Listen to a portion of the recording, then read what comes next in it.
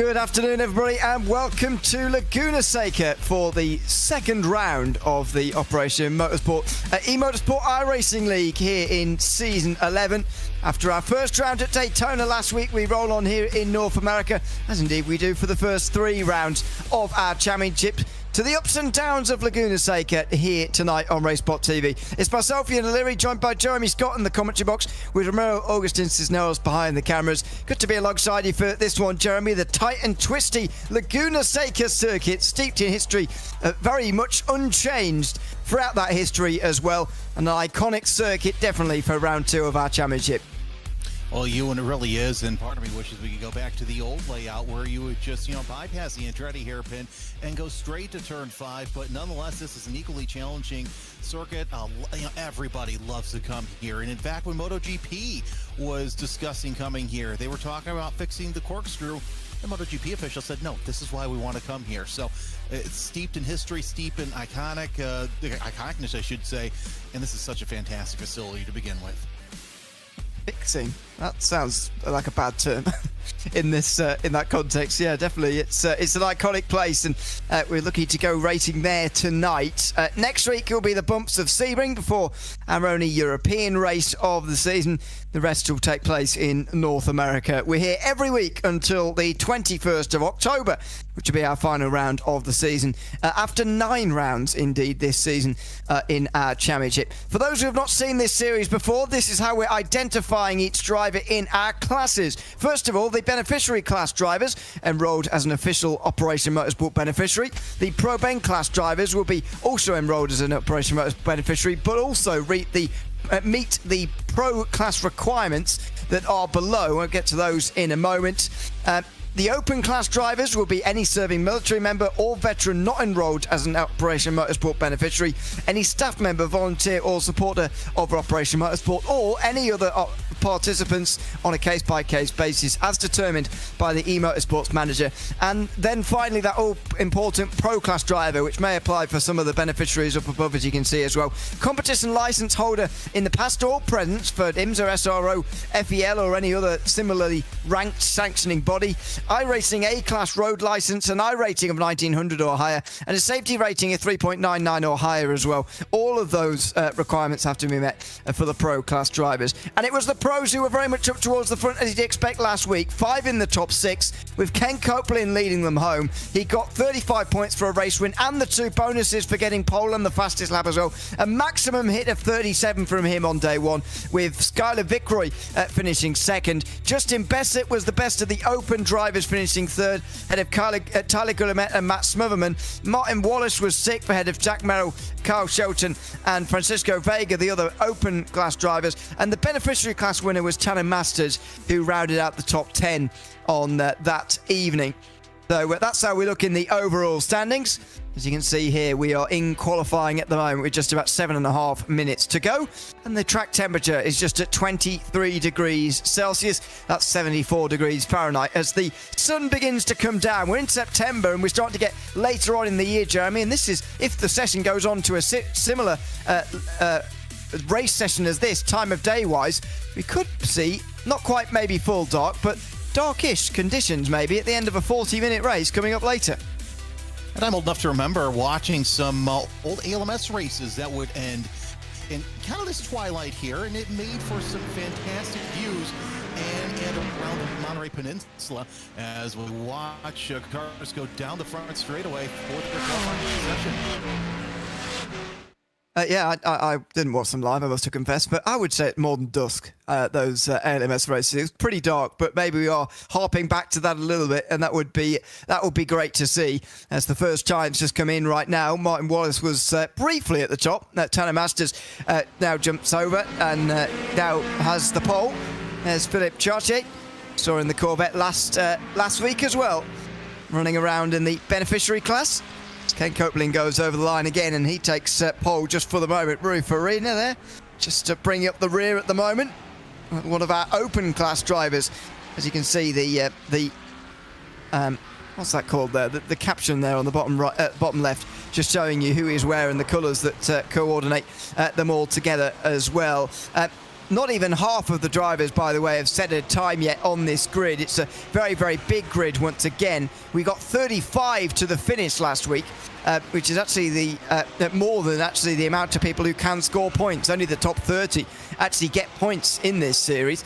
So you do need to run rather well, even if to just get any points at all. And as you saw with Copeland, 35 only for a win. It's a pretty constraining system. It's going to be a championship separated by very, very minor points indeed as well. But I'm not sure we can read too much into Daytona, really. It's a very, very circuit-specific circuit. And that means, you know, when you come to a place like Laguna, it's so different to the high banks of Daytona that I'm unsure as to quite how much we can actually take from last week's race. Yeah, Daytona is just so specific that it's almost, you know, every series of races there, if they race to start of the season, okay, you know what, you throw that race away and the rest of the season, as that's exactly what happened. So let's, you know, go for start this season here at Laguna, and then we'll go from there. Yeah, Copeland with the 21.9. Also, you're looking at Thomas Godfrey. Look at that, just popping into the top 3 there in the overall standings, but fastest in open class. Yes, pretty comfortably so, as well as Ian Carney goes to the top. Just before the very last throws of this qualifying session, I'll just quickly, of course, tell you about the sponsors for the season 11 of the Operation Motorsport, eMotorsport iRacing League. And, of course, remind you that we're beyond excited to get another incredible series of racing underway. This season continuing with something very special, because returning for season 11, Operation Motorsport beneficiaries competing in the Pro Beneficiary and beneficiary categories will continue to have access to virtual coaching for our partnership with Trophy AI. This ongoing collaboration helps these incredible competitors refine their skills and become even more competitive on the track, while also boosting their confidence off of it as well. So that's Trophy AI. Big thanks to them for coming on board this season. Of course, CrowdStrike and Michelin as well. A big thank you for the continued support from them as we get on with season 11 of the Operation Motorsport eMotorsport iRacing League in season number 11. And it certainly got off to a quick start last week as well. Ken Copeland winning the race by a pretty comfortable margin in the end. As you can see in this qualifying session at 1:20.9, he's trying to lay his marker down again, because in that race at Daytona he was quite a long way better than the rest, 7 tenths quicker than the rest in terms of his fastest lap time at Daytona, and that's roughly the margin he did have over Vic Roy a moment ago. Ian Carney seems to be just edging a little bit closer to Copeland though every time, the gap about half a second as things stand. Half a second, really not a lot of time here at Laguna Seca, as you see Anthony Howard going through the paces on a flyer in that 2:25. Godfrey in the pits, and Andrew Cooper making his way up to 23rd. Working around turn number 6. Oh, a little bit of a slide coming off of there, and that's going to be a flying lap deleted with the all 4 wheels coming off the circle. We'll see if he can get back out there. He's got 2:34, so not much time to get out there and get another flyer in, but what a heartbreak. Turn 6, as we know, is just so tough coming out of there, because you got to make sure that you get a good exit. He decides to pull off right by the corkscrew corner station. And you know, brings me on to another thing actually that's going to be very, very important in this race here today, is bringing the sand and the gravel onto the circuit. Unfortunately, in real life, this circuit has been changed in the last few years, so that there is actually a little bit of tarmac runoff in some of these corners these days, which can't say I'm a big fan of.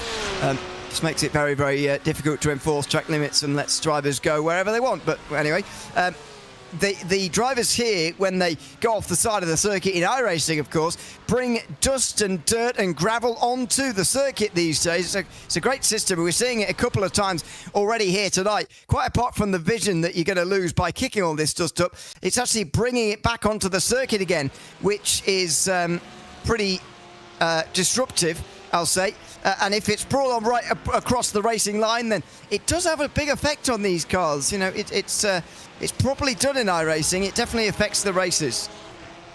Well, you know as well as I do that the turn 6, that exit is blind, so you have that dust there. So it's going to make things just a little bit more difficult as Jacob Gilday coming through off of turn 6. He's still a little bit of that dust kicked up there as he sets himself up for the corkscrew, one of the most iconic corners here in all of motorsports. And down the hill, I've got to say, what's interesting, speaking of Porsche, during the big historic weekend they have here at Laguna Seca, they do a backwards run-up as a hill climb on Saturday of the event. So that's certainly not very historic. So that's something I think I need to check off my bucket list right there. Absolutely. Gilday comes towards the line right now, 36th as it stands, and 27.2. He's not going to get much further up the field. 35th. Got 37 in the field today, so 7 are going to miss out on points a little bit further down, but it's not going to be these pro drivers up towards the front. This is Skyler Vickroy again, pretty close to the pole, and not quite as close as Chris Walsh. Look at that time at the very end there. That is a fantastic time from Chris Walsh, who jumps right up into second place, right in the nick of time there, with only seconds remaining. He jumps back to the pit lane, and he knows he's done a very good job with that. And that'll be the end of his session. Martin Wallace, who comes towards the line here in a moment as well. Wallace was third in qualifying last week at Daytona, but ended up in 6th place. See where he can qualify here on this occasion. Should be able to jump up to 4th. Oh no, that's not quite as good a time as I thought it was going to be. 6th place it remains then for 666. Which I guess, 5th place I should say. Tyler Reed just in behind, looks like he's going to take Pro Open qualifying, Tanner Masters will take beneficiary qualifying in 14th place overall as well. You can see that a little bit further down. Not sure where our first pro beneficiary driver actually is, a little bit further down, but there is the Acura of Tanner Masters, the only beneficiary class driver to actually get into the top 10 in the opening race of the season last week at Daytona. So a very good job there from Tanner. And that's 14th place to begin with in the aggressive Salmon Racing Acura. And you can see why that team name is applying here, because you do look like you could break that car apart with your fork, doesn't it? As you have a look at the Salmon there. But anyway, he comes out the final corner. He might even improve it further. No, he's just going to flash his lights and he'll cross the line and he'll take a class pole position. A strange feeling because he's beaten everyone in his class, but he's also right in the midfield in the danger zone, I would describe it as.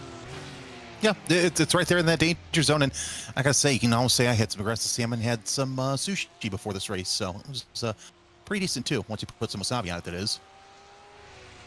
Yeah, it's a strange colour, isn't it? Salmon, but yeah. I'm not averse to it. There's Joshua O'Connor. No need to explain what his livery is all about, I don't think. 24th in his session. He's even done the face on the front there, just below the bonnet.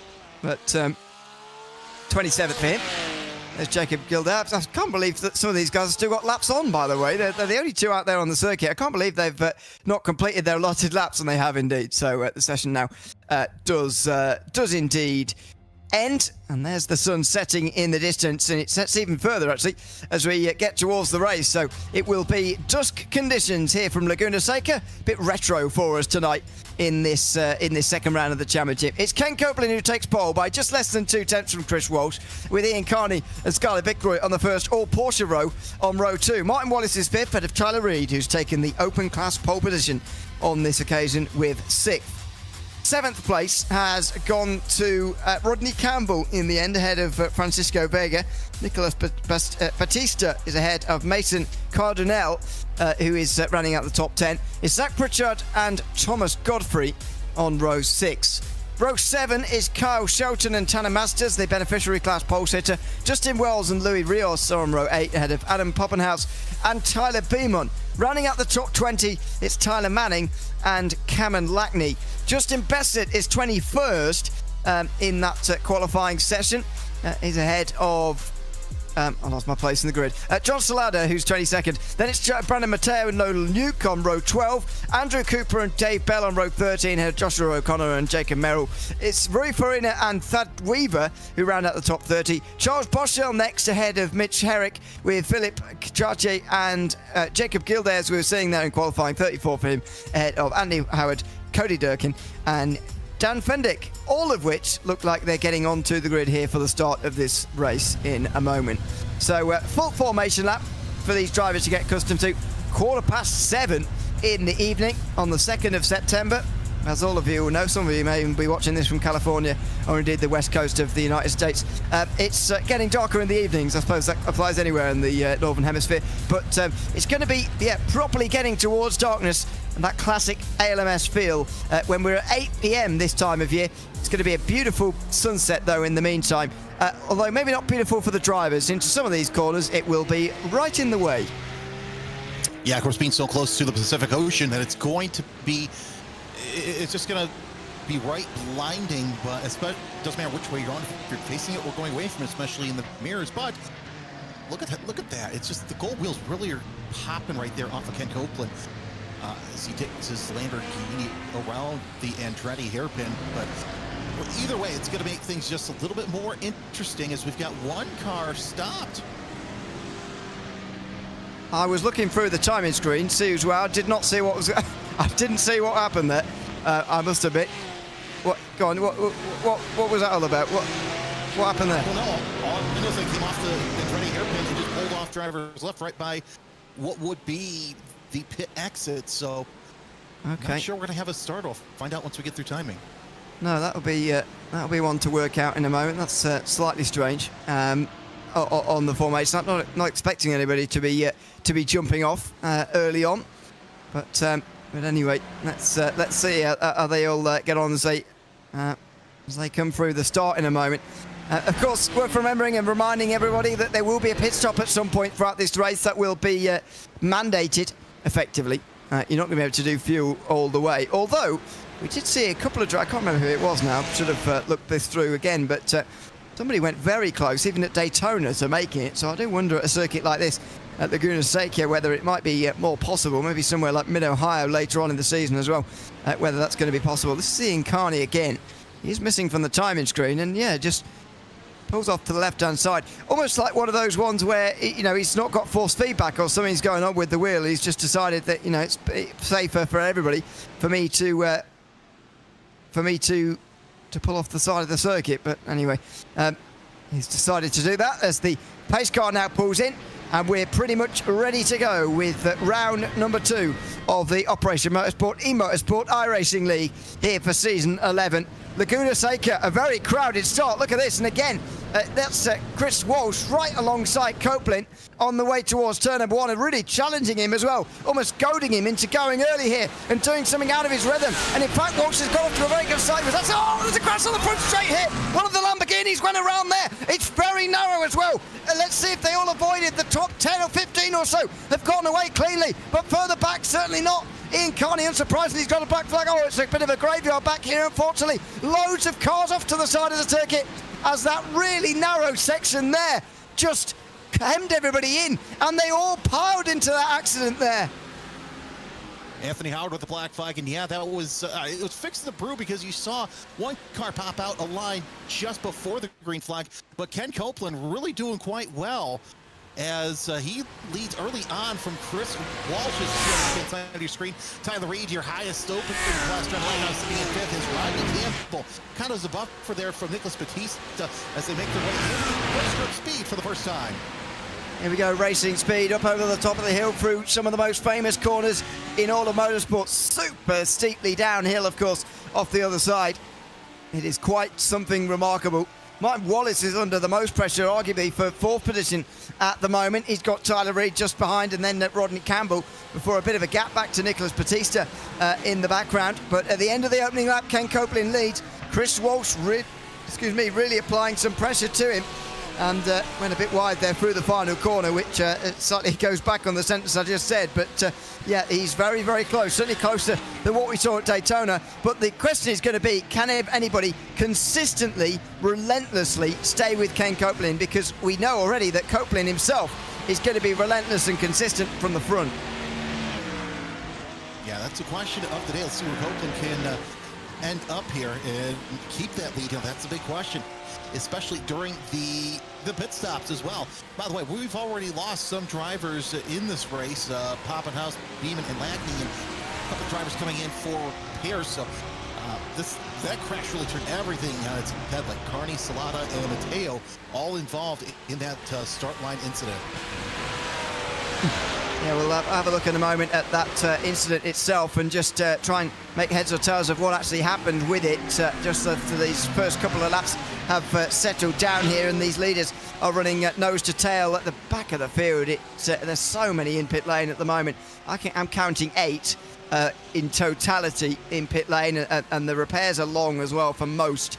There may even be more than that down pit lane, but anyway, we'll see what happened in a moment. There was definitely a Lamborghini that was spun round even before the actual start-finish line itself, and you can see through here, or anybody who's seen this circuit before will know, this front straight especially, already anywhere on this circuit, but especially the front straight, so narrow before you get to the gravel. And you've got to remember about the front straight as well, the walls are a lot closer than they are in some other places around the circuit as well, so that makes it really difficult to actually avoid a crash once it starts to happen in front of you. Yeah, they get that front stretch with the gravel, maybe a car width wide, so escaping a start line incident here is not going to be very good. Here's Martin Wallace trying to close in on Skylar Vicroy around turn 4, and of course that gap pretty decent, but Tyler Reed in the Mercedes looking pretty good. That's an out-of-class battle, but still a battle for that 4th place. So a 666 Porsche over the 47 Mercedes.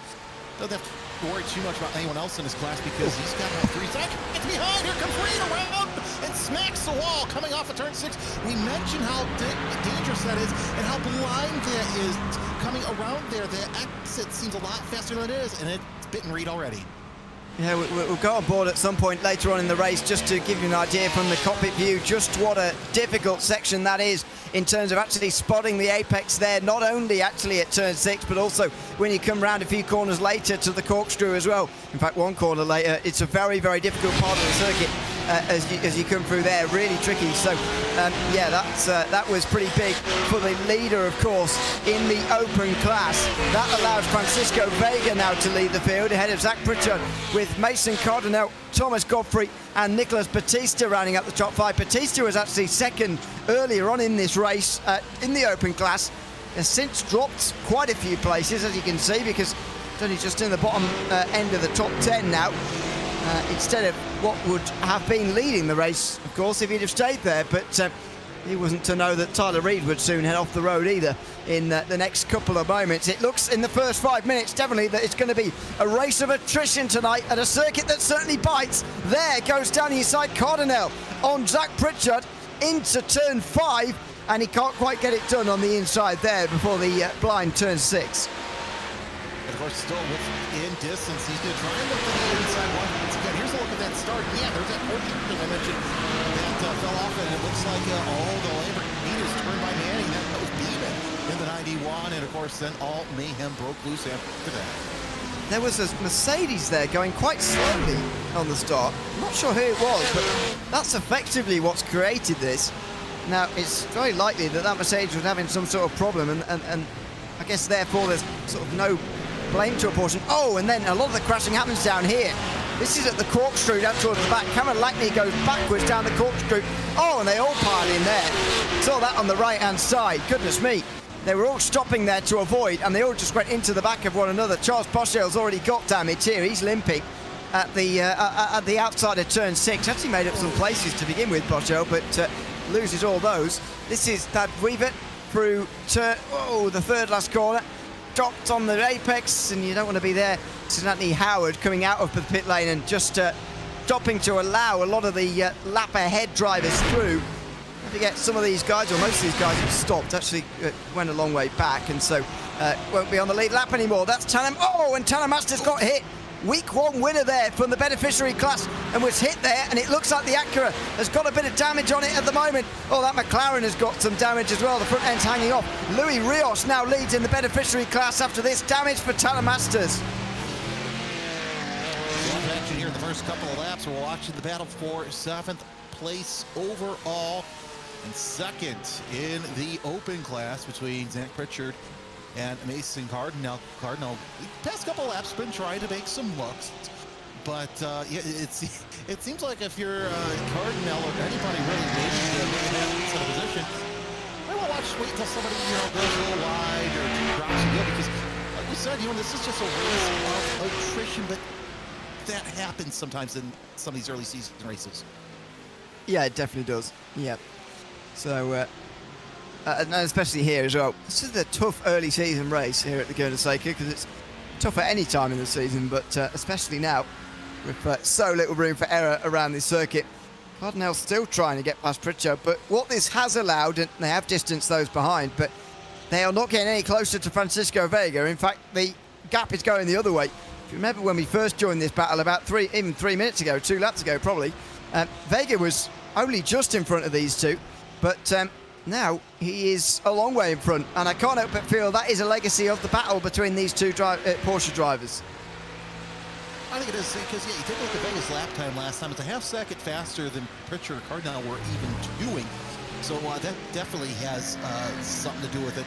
Also, Godfrey and Batista going for a position in the open glass. That's also for the battle for 9th place. But these two Porsches trying to work their way around the racetrack. As Cardinal losing just a little bit of ground here, but Vega really opening up the hurt. Let's see what he does this next time by. Again, 22-1 and 22-3 out of Pritchard last time by. Cardinal, Vega, 22-1. As now the tires are starting to even out with this, but Pritchard running the faster lap of the 3. This is his personal best as well, actually. 22-0, so just shows that they do have the speed when they get single file. We followed them through that lap and they weren't battling with each other. When they aren't, they can bring in the race leader, but they've got to have that sort of race and you know, situation knowledge, if you like, to actually realise what needs to be done at this stage, that maybe just park the fighting for later and bring the leader back here, because that's a 2-second gap which is going to be difficult to bring back in half an hour. These are not long races, don't forget, and so you can't let huge gaps really materialise, otherwise you'll very soon be banking on a mistake from the driver in front of you, and that is never a place you'd really want to be at any stage in these races, to be honest. So they've got to work this one out between themselves. Pritchard and Cardinal. These guys further behind are battling for the last spot inside the top 10. They're letting go a little bit any designs of winning the racing class. Batista, Shelton and Wells fighting for 10th overall, just amongst themselves really at the moment, without really worrying about what's in front of them. Yeah, but you still got the pit stop. You know, use that strategy. You know, yes, stay in between each other, but try for the undercut. Let's see what happens as Batista really closing in there. Let's see if we have a better view of that incident. You looks like may have been one of the drivers involved near the back that just tried to get through and just shoved out of the way. So see more and more of these views. Are very interesting to watch how that crash happened, but nonetheless, still cars that are in pit road or out of the race completely after just being too damaged to continue. Meanwhile, still watching this battle, Batista, Shelton, and Wells. I think they're starting to catch on to Godfrey just a little bit.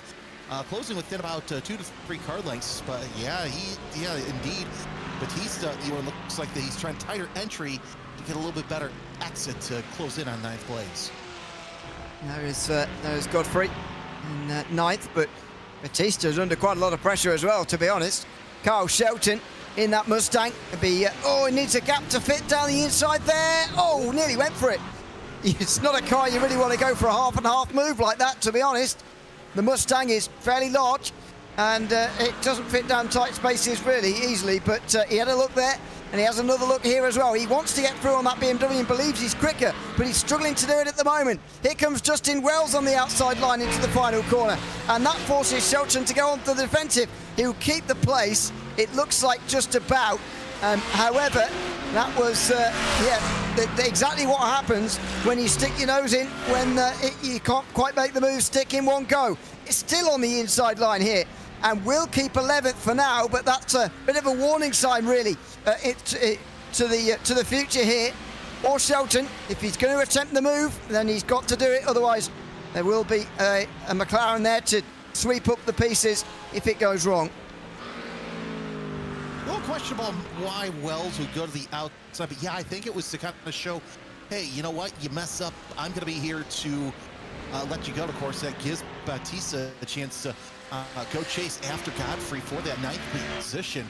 But yeah, still a great battle here for the 11th spot between Shelton and Wells. The two drivers making their way towards the top 10.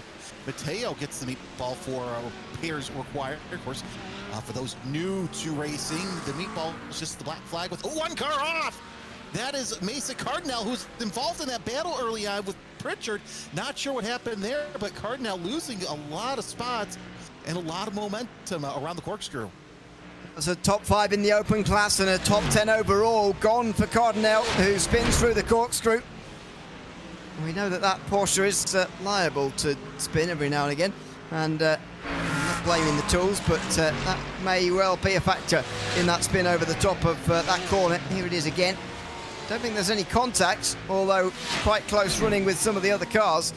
Just, losing it really on the way down the hill there. I mean, Laguna Seca, in my mind, I mean, I never enjoyed an oversteered car anyway, but this is one of the circuits where you want it even less. Lots of medium speed corners, some high speed ones as well as the corkscrew where the circuit's falling away from you and the general loose condition is just exacerbated even further.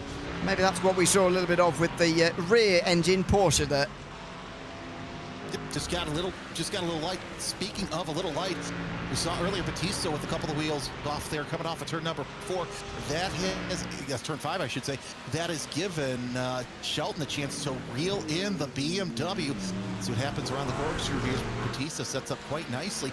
That's also given Wells and Reed a chance to close in, with Batista not too far away. So this battle for 9th really heating up with just one minor mistake.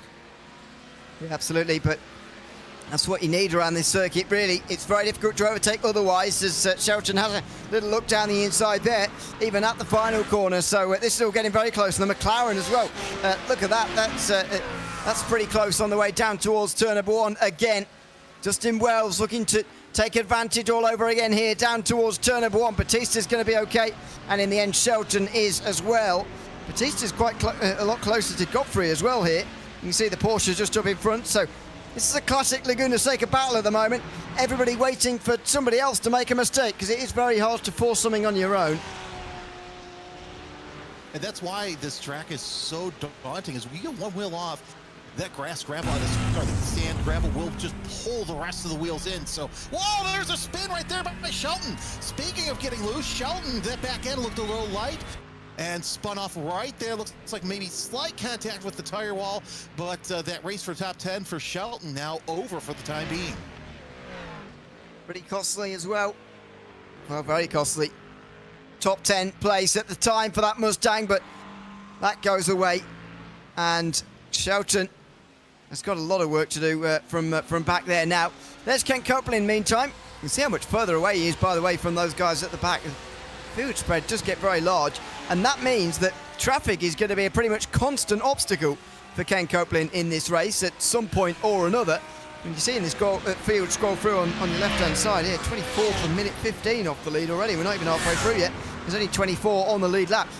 Shelton clipping the curb on the inside, the corner before at turn 4, which is never a good start, and then just loses it on turning into 5.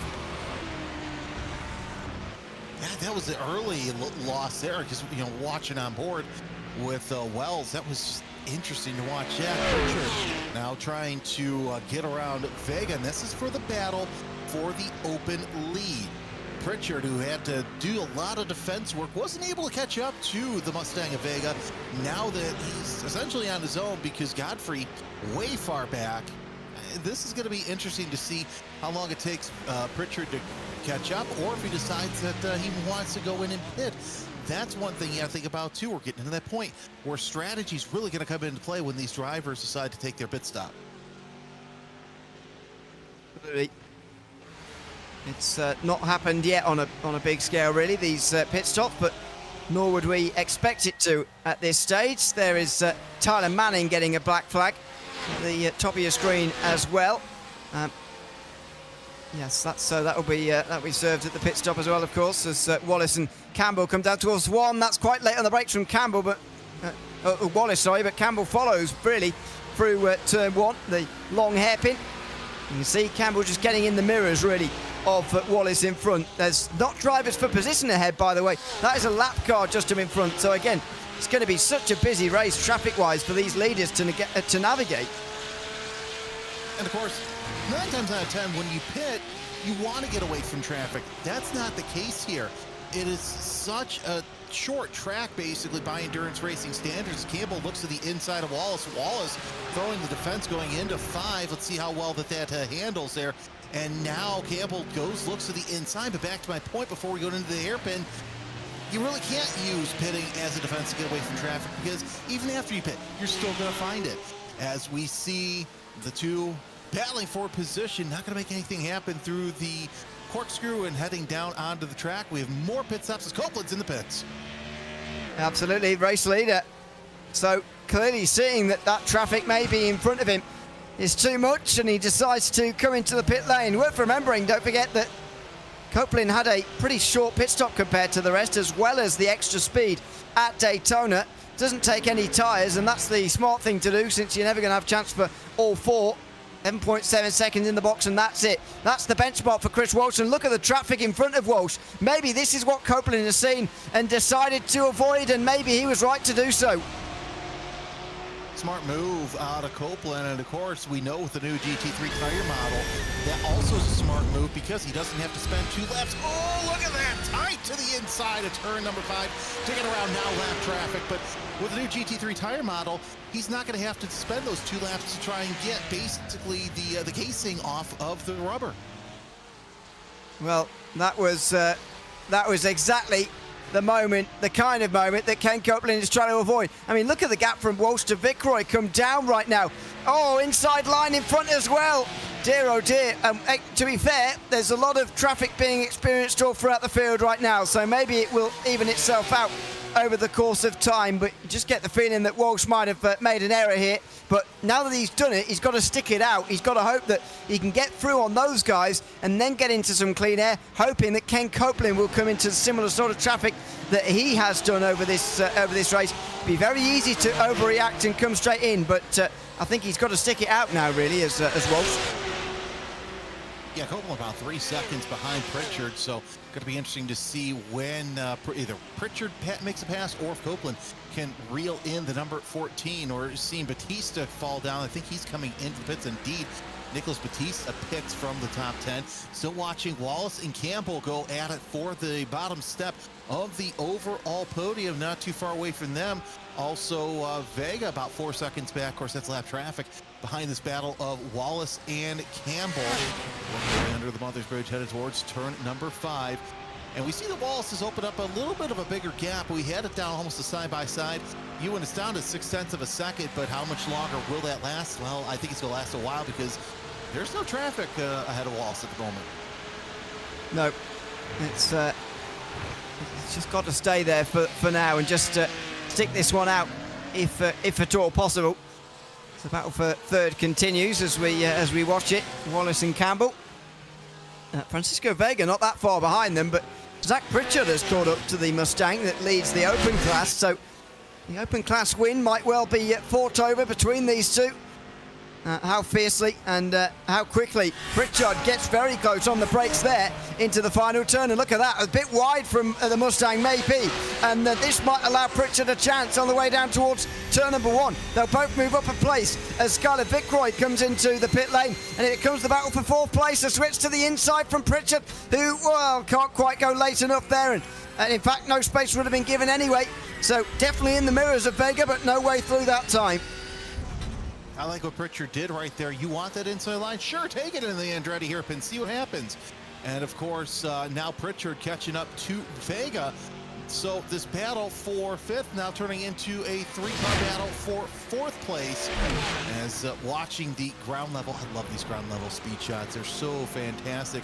But Vega and Pritchard holding off one another for position. Oh, look at Pritchard going deep to the inside. He's going to look and think better of it around turn number 5. This is going to happen into the corkscrew, surely.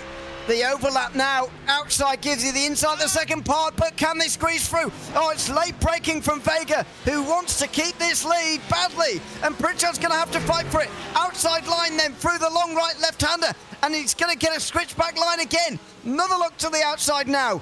He's going to have to go around the outside there through turn 10 this time, but can't do it. Now into the final turn at turn 11. On the outside, into the hairpin. Big braking zone here, but a long way round again, of course. And no way through. A bit of dust kicked up in the background. Or will there be a way through? The Porsche has very good traction off of slow corners like that hairpin, but not quite good enough this time. Maybe another switch back to the inside. In time for the hairpin. The big braking zone at the start of this lap. Around the outside for Vega, and again keeps the lead. Now Ken Copeland's with them, and this is where the pendulum swings back towards Chris Walsh, as this really slows down the former race leader, and it's 4th position. Oh no, look at that. Zach Pritchard defends. It's 4th position. He's entitled to do it, but Copeland will not be pleased about it. Here's my question, how much contact was there? Because Copeland lost a huge head of steam. And of course, this also gives Vega a chance to walk away just a little bit. But does Copeland have anything for Pritchard coming off of turn number 6? Not yet, as Copeland goes to the inside of Pritchard. They're gonna be side by side coming through the corkscrew. No, there's gonna be single file as Vega loses a little bit of ground. So Vega, Pritchard, Copeland, 1, 2, 3. Pritchard flashes his high beams around turn number 9 as they set up for the front stretch. Do either of these two pit ahead of Copeland? Copeland's already been in the pits. Let's see what happens. As no, they're going to continue back on to the outside goes Pritchard. He has it for the time being, but no, Vega gets the jump off the exit of turn number 11 down the front straightaway. Now our eyes are on Copeland. Does Copeland sit back and wait for these two to goad them into a mistake, or do Pritchard and Vega go tooth to nail here around the Andretti hairpin? No, as Vega opens up a little bit of a gap, but Copeland is going to try his best. Howard with a black flag. And Chris Walsh has been into pit lane on this lap. Not sure, well, he probably could have carried on further, and I probably would have done, but if I was in. But anyway, he's in, and this is still helping him because Copeland's in front and still can't get past. This is Charles Boschel through turn 6. Oh, a wild ride for the Mustang. Spinning around and a little bit of contact with the outside wall, but nowhere near as bad damage as what he had earlier on in the day. These two open class drivers may well be staring each other into the abyss at the moment. 15 minutes to go, and we just don't know where the other competitors are going to be in relation to them, with pit stops being made all over the place and others not making them yet. Another look from Pritchard on the way towards the corkscrew, and another no from Francisco Vega, who shuts the door in his face again. And Ken Copeland will grow ever more frustrated by these two in front. The gravel bounces down the circuit like confetti on the racetrack. That's not good news for anybody. Somebody's been off here. Oh, as the two are into the pit lane. Maybe we're reaching the limit now, as Vega and Pritchard nose to tail for the open class lead come into the pit lane. Oh, and look at that, they're chasing each other across the circuit. They want to find their pit box as well. They've got to hit their marks now in this all-important stop.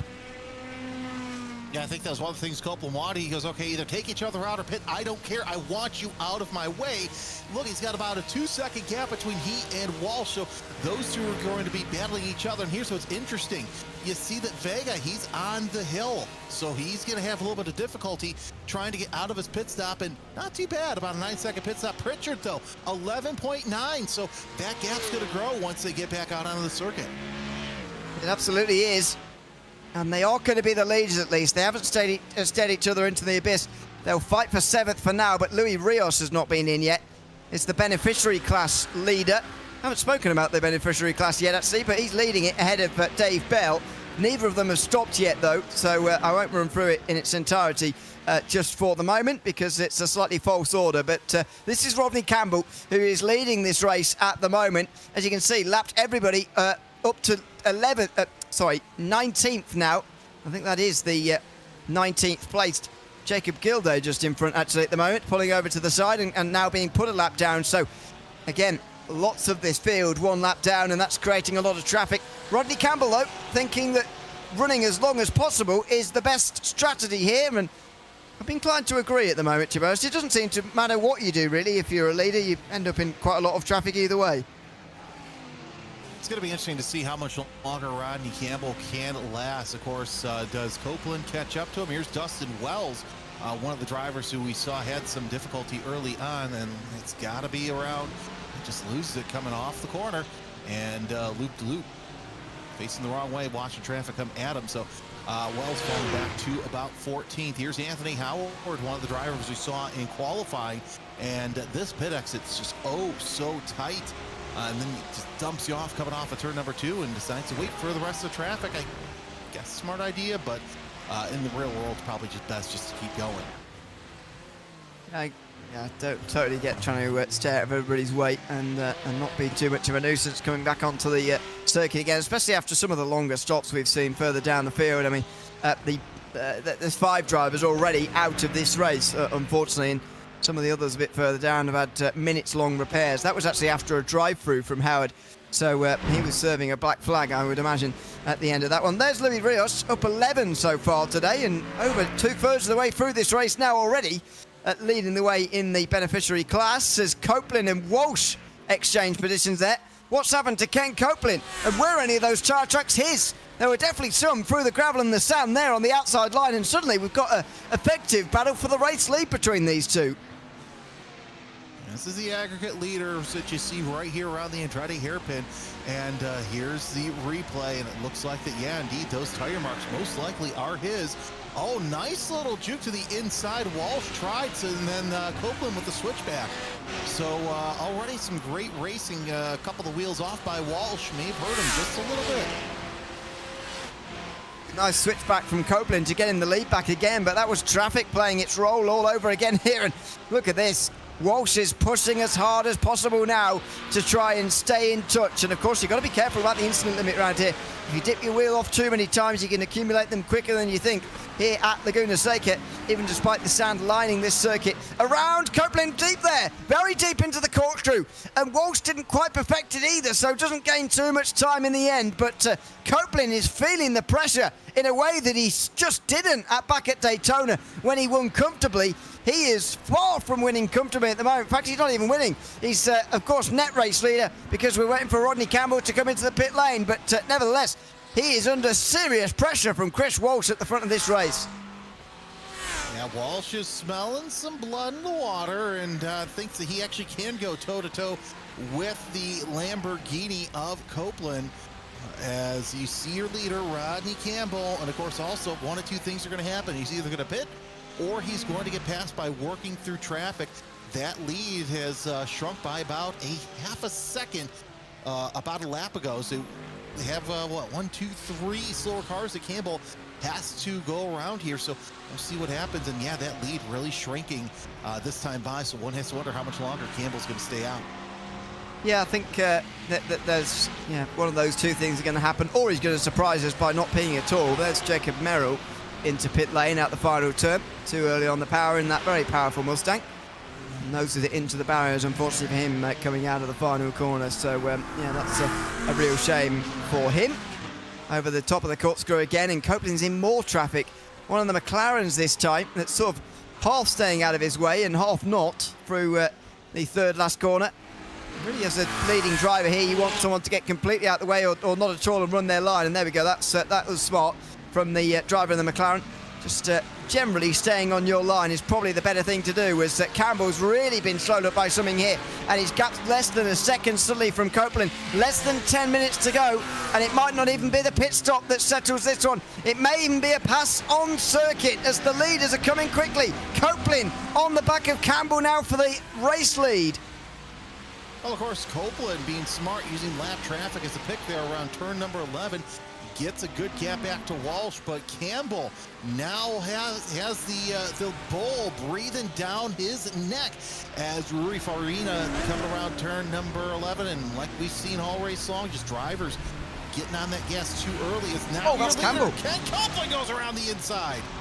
Yeah, Copeland goes through, and it all stemmed from that replay we were just watching there. Campbell was slowed down in that incident there as the driver was rejoining. Campbell couldn't hold on, and he stays out the way of Walsh. Actually, he didn't have to do that at all. They're battling for a position, don't forget, those two at the moment, but decided that he didn't want to get involved in the battle for the race lead, and so he let Copeland, didn't let, but certainly let Chris Walsh through in second place, and now he can go and chase down Copeland. 1 second with 8 minutes to go, and again it's going to have to be traffic because it's going to be difficult for Walsh to get those tenths of a second back on his own as Campbell comes into the pit lane, effectively completing the pit stop cycle. And here's a look at that replay, and Copeland just going to the inside. Chukin saying thank you very much. Takes the lead in turn number 5 and doesn't look back. Another driver we've been watching throughout this race in the open class was Mason Cardinal making his way into third last time by. Dave Bell with a black flag in the 313. He'll lose that 20th spot overall, but it's all Ken Copeland as has a 1.4 second lead. And one thing that he's able to do, Ewan, he's able to jostle his way through this lap traffic.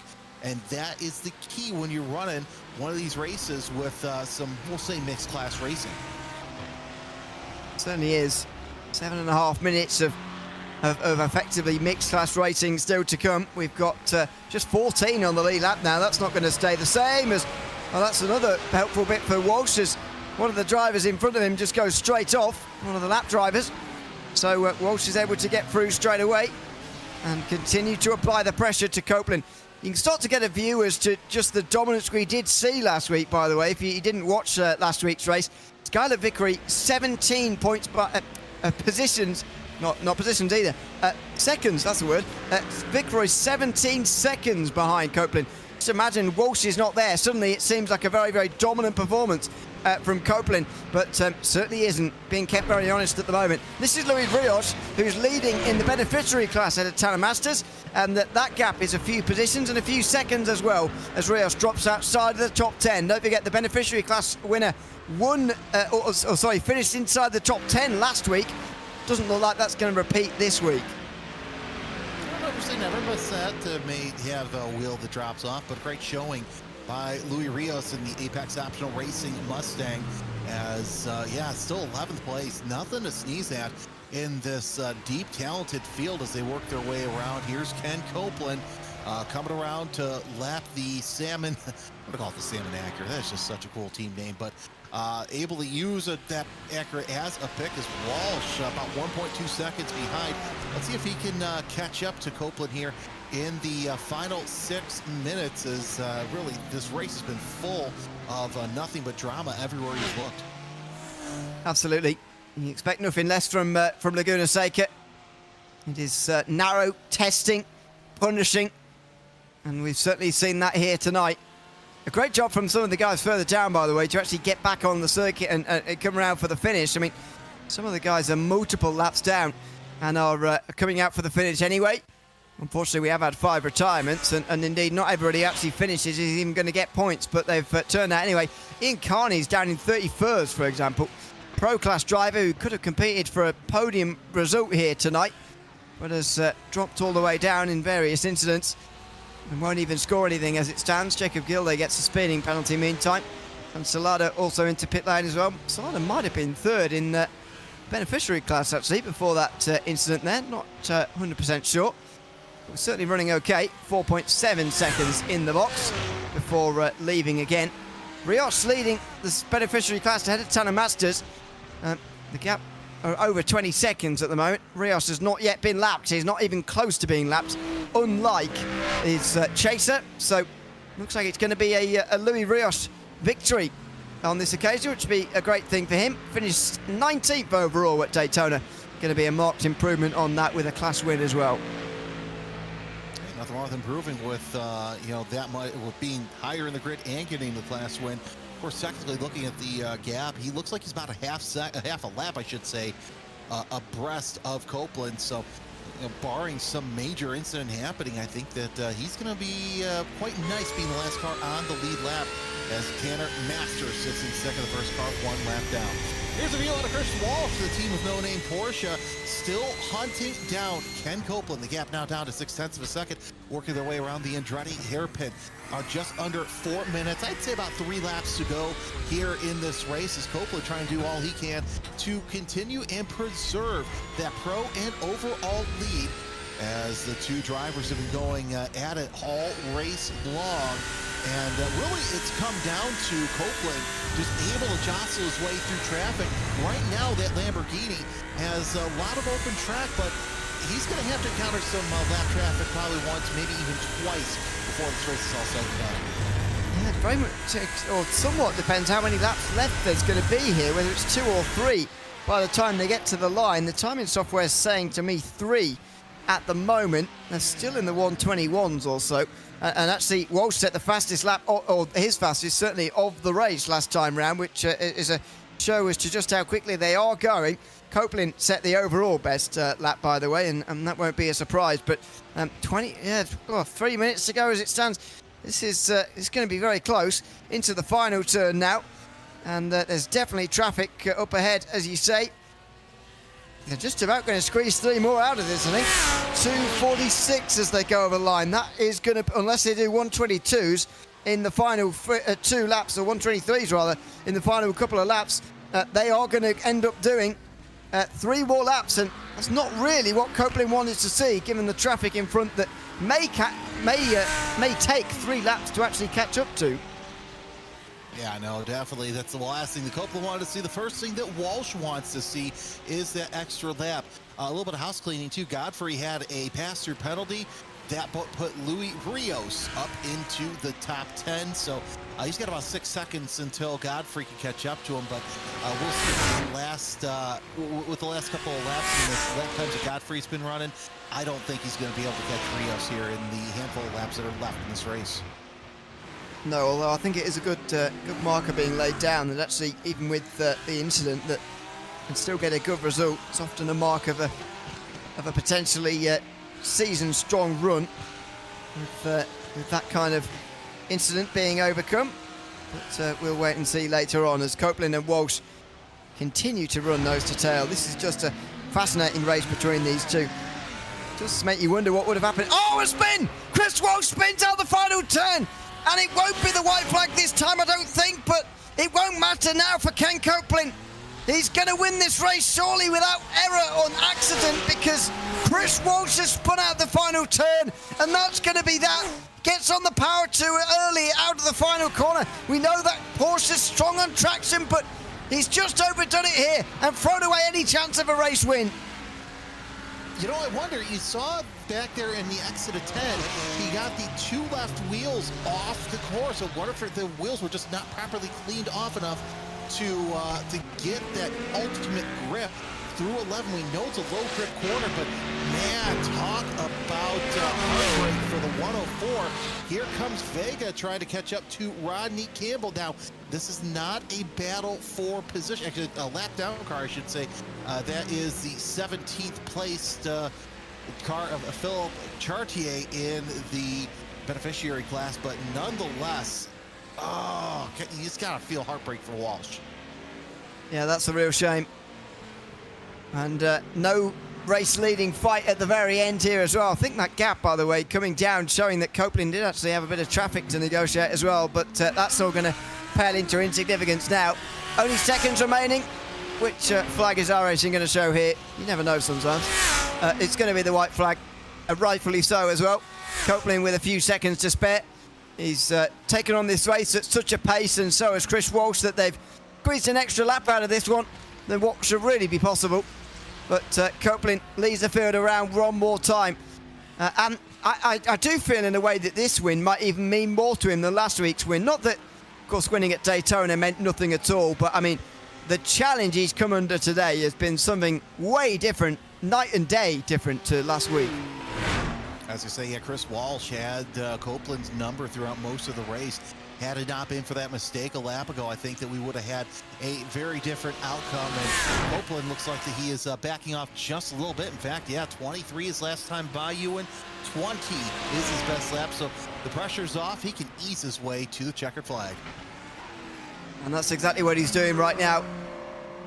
The gap at Daytona, even in terms of fastest lap time, was 0.7 of a second for Copeland. Just multiply that over the course of 40 minutes, you get a very large gap indeed. Tonight, he's scraped through with the fastest lap, and he's just about got the race win as well. Really backing it off here at the very end.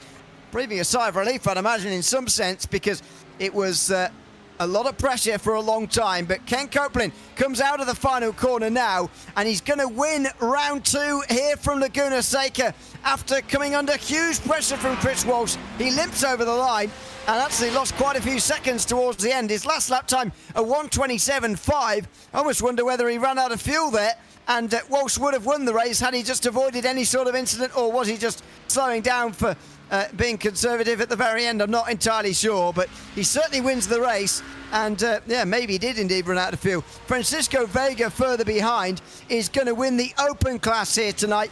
Come under a lot of pressure from Pritchard at some stage, and that's it at the very end. Look at that, the Porsche back in the game again. A flash of the light from Vega, a sigh of relief perhaps as well. The Mustang wins here from Laguna Seca, and it's 6th place for the open class winner. Slightly down on what we had last week at Daytona, where they did break the top 5. And Luis Rios is going to win in the beneficiary class as well. Well, maybe he's made the top 10 in protest to the very fact that I said he's never going to make the top 10. Then he goes and does it. 10th place for Rios.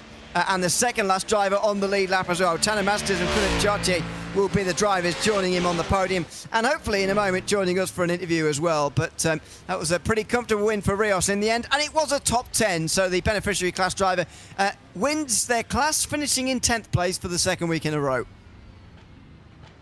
Yeah, fantastic race by Rios, getting into the top 10 and really making a race of it. And of course, it didn't hurt either that the rest of his competitors were a lap down, but talk about lucky for Ken Copeland having to slow down so much in those last 2 laps. Absolutely. Did he run out of fuel, splutter himself over the line? I wonder whether he may have. 3 seconds between Copeland and Walsh in the end, with Skylar Vickery having another pretty quiet race, but top 3. Can't argue with those. 2nd place last week, 3rd this week. Martin Wallace and Rodney Campbell round out the top 5, with Francisco Vega, the open class winner. Zach Pritchard and Justin Bessett on the podium. Mason Cardinale on debut, finishing 9th ahead of Luis Rios, who rounds out the top 10 as the beneficiary class driving winner. It is Thomas Godfrey then who rounds out the top, those who finished on the lead lap rather. Nicholas Batista was 12th ahead of Justin Wells, Louis Farina, Andrew Cooper rounding out the top 15. Tanner Masters and Philippe Chartier were on the podium in the beneficiary class ahead of John Salada, who pitted again quite late on. Thad Weaver and Carl Shelton round out the top 20. Shelton, of course, running very high up towards the front and knocking on the door of an open class podium earlier on in the day. Joshua O'Connor, Tyler Reid and Dave Bell then finishing all 1 lap down. Mitch Herrick, Dan Fendick, Tyler Manning, Charles Boschel and Ian Carney all 2 laps down, with Nolan Uke and Anthony Howard rounding out the top 30. These guys really who have been delayed, to be honest, and are making their way around a lot of laps down, like Jacob Merrill and Jacob Gilday, who I think did get to the finish as far as I'm aware. Cody Durkin, Brandon Mateo, Cameron Lackney, Adam I'll get it right eventually, Adam Poppenhouse and Tyler Beerman rounded out those who didn't finish, unfortunately for them, at the very end. I actually can't see the waiting room this week, which I don't remember being the case last time round, so maybe we might have to get Ramiro or somebody else to drag them in. I'm not entirely sure who has the permissions or the rights indeed to see what's going on there, but hopefully there'll be a couple of drivers waiting for us in a moment, and we can chat to them. But so everything you would expect from Laguna Seca here, Jeremy. It's such a tight and twisty and difficult circuit that incident and accident is never too far away, but plenty of action to go along with it as well, and a nail-biting finish as well. It really was a nail-biting finish, and like I said, it would have been interesting to see if Walsh didn't have that late race spin. Would there have been a race? Would Copeland have made it all the way, especially with that short pit stop about halfway into the finish? Because really, that was absolutely fantastic. It had everything we really wanted. Absolutely, and moving forward as well onto Sebring next week, and then our European race where things do get a little bit different than for round number 4. But Sebring International Raceway to me sort of feels like a sort of meeting in the middle. We've gone from 2 extremes, the high banks of Daytona first of all, to the very tight and twisty confines and low speed really comparatively at Laguna Seca. Feels to me like next week at Sebring will be a bit of a compromise through the middle. It really will be, because you have the rough pavement, 2 different pavements, and effectively 2 different race courses that make up Sebring, and it's such a historic facility. I know a lot of the drivers will be excited, and it looks like that we have our beneficiary podium up and waiting, Ewan, and let's welcome in our winner, Luis Rios. Hey, Yeah, oh, look at. absolutely. Oh, sorry. Oh, that's all right. Louis, welcome in. Good to have you. Sorry for interrupting the conversation that you were clearly having earlier on. Tell us a little bit about that race for yourself. Top 10 overall, the second week in a row. The beneficiary class driver winner finishes in 10th place. But this week it's you. Tell us how you got into that top 10 and won the class. I mean, first and foremost, I'm embarrassed for jumping into the interview last week, having not actually been on podium and realizing that afterwards. So apologies for that, guys. This race was, this was just a wild one. It survive. I had a bit of pace, but I didn't think I had that kind of pace, you know. What was the Mustang like round here? It feels very ungainly to me at such a tight circuit. Was it quite nice to drive around Laguna? It's got some nice turns, but at the same time, once you start really trying to find that limit, it's easy to lose it. So a bit unforgiving for sure in this track. And just finally, what are your hopes for the rest of the season? Is this more like what we're going to see from you this season, or is Daytona more like, or maybe somewhere in the middle? What are you sort of expecting from this season? I mean, I'm kind of hoping that this is kind of where I'm going to be fighting for the rest of the season, at least, because we definitely got some fast guys in the Ben class. So I mean, it's not going to be a given. It's going to be a fight. It's going to be very close between yourself and Tanner, I think, after the opening couple of rounds. So, although it's very early, as we know. So, congratulations on the beneficiary class win here tonight, Louis. And thanks for chatting to us at the end as well. Thank you so much. You guys take care. Thanks very much, Louis Rios, the winner tonight from the beneficiary class in 10th place overall. A little bit further down the field was Tanner Masters, who can join us as well. Tanner, welcome in. Good to have you with us, and congrats on a second podium in just 2 weeks, but it's second place this time around. First of all, we'll start off with the sour note and end on a high. Tell us about the incident that did hold you back a little bit in this one. Yeah, so thanks for having me. So yeah, we qualified top of the class, which was really exciting, but that I knew coming into this from the practice this week that the complex there was kind of hard on the NSX as well as turn 5, and I overcooked the throttle a little bit, got a little too excited because I was pulling away from Rios, and I wanted to build that gap even further, and unfortunately it cost me.